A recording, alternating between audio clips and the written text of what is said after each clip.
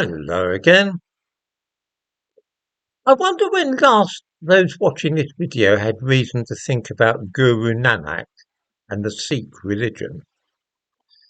Unless they actually are Sikhs, then I'm guessing that days, weeks, months, or even years pass without the average person in Britain having occasion to consider what Sikhs believe. In the same way, it's very unlikely that viewers will have given any thought to what goes on in synagogues or about the practices of Hinduism, or Buddhism for that matter. Why should they unless they happen to be studying comparative religion, say? What about Islam, though? How long since the average viewer heard something about Muslims and their lifestyle, religion and wishes? Now you're talking. I very much doubt if it has been more than a few days at most since the majority of people watching this video saw something about Muslims on the news. Either they've been marching through London in connection with Palestine, or claiming that they've been attacked by the far right, or they're shouting Allahu Akbar somewhere, or perhaps demanding that we sign up to a new definition of Islamophobia or something. Islam and Muslims are a constant background feature in our country in a way that no other religion is. We have all of us heard the chant of Allahu Akbar, but just as a matter of interest, has anybody heard any chants of Om Mani Padme Om lately on the streets, or indeed ever at all in this country? No, that's a Buddhist thing, by the way. Islam is such a pushy and obtrusive religion in Britain that you simply cannot seem to avoid it. Why is that, do you suppose? The most obvious explanation is that unlike Hindus, Jews and Sikhs, Islam is openly seeking converts. It is a proselytizing faith. After all, as long as you can say there is no God but Allah and Muhammad is his messenger, then you're in, as long as you start living the appropriate lifestyle. That's all it takes to become a Muslim. This is not altogether convincing, though, as the reason that we see and hear so much about Islam, because I'm bound to say that there are very few attempts to convert white people in Britain to Islam. It's a different story among black people, of course, and also in prisons there is a serious drive for converts, but among the majority population in this country, hardly at all.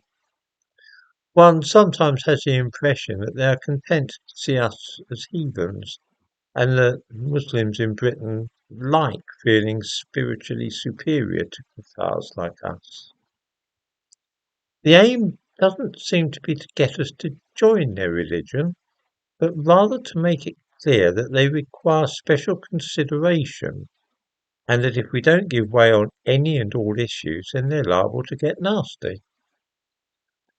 One feels somehow that they enjoy the feeling of being separate and different from the majority of people in Britain, white people that is, and that it's enough for them to see how far they can push us to make special allowances for them. Muslims in this country behave almost as though they are an elite who are in some mysterious fashion better than we are. It's odd, I have never had this feeling in Muslim countries. I've been welcomed into mosques and treated as a respected guest, and also somebody who might secretly come over to their side.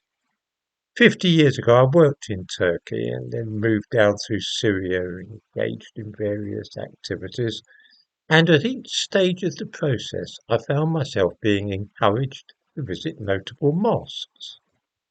Sultan Ahmet in Istanbul, the Green Mosque in Bursa, the Grand Mosque of Homs, the Umayyad in Damascus, and so on.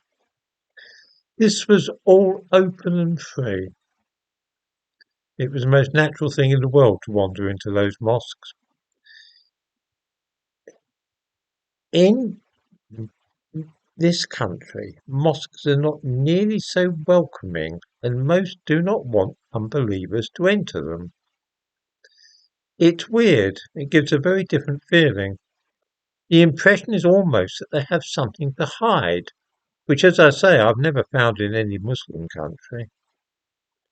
I can understand in a way why some people feel easy about Islam in Britain. There is a distinctly different feel about it.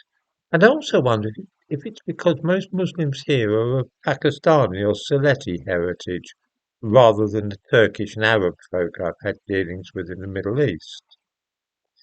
They were mostly Sunni, just like most Muslims here, so it can't be that.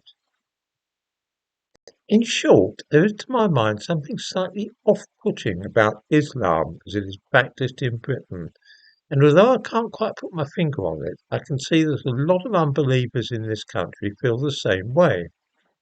Islam in Britain just seems slightly aggressive and unwelcoming and a little bit secretive.